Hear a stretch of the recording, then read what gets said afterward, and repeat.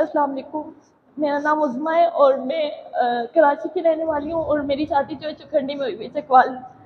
तो मैं यहाँ पे नाराज़ होकर कराची चली गई थी। तो मेरे हस्बैंड मुझे ना कह रहे थे कि आप आ जाए, हमने तलगंग में घर ले लिया है, मैंने बयाना दे दिया है, घर ले लिया है। तो फिर मेरे जेठ आए मुझे लेने के लिए, क्योंकि मेरे मियाँ ने कहा मैं ट्रैवल नहीं कर सकता, मेरे जो है ना सीने का दिल का मसला हो गया, तो मैं ट्रैवल नहीं कर सकता ना।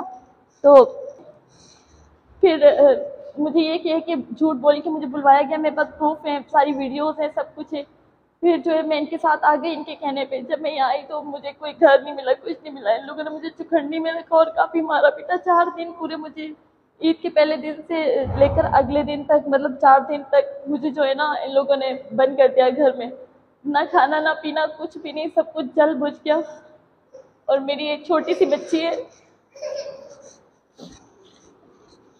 कि मैं छोटी सी बच्ची और इस वक्त मैं अदालत में हूँ और मैं इंसाफ मांग मांग के तक कि मैं शुरू दिन से पुलिस वालों के पास जा रही हूँ, 15 में जा रही हूँ, सब जगह में जा रही हूँ, ये लोग कोई मेरी मदद नहीं करे, उल्टा मेरे ऊपर FIR करवा दिए। और मेरा यहाँ पे कोई है भी नहीं, इनको सब पता था मेरे यहाँ पे कोई नहीं, इन लोगों ने सिर्फ मुझे बुला के यहाँ पे फंसाया था।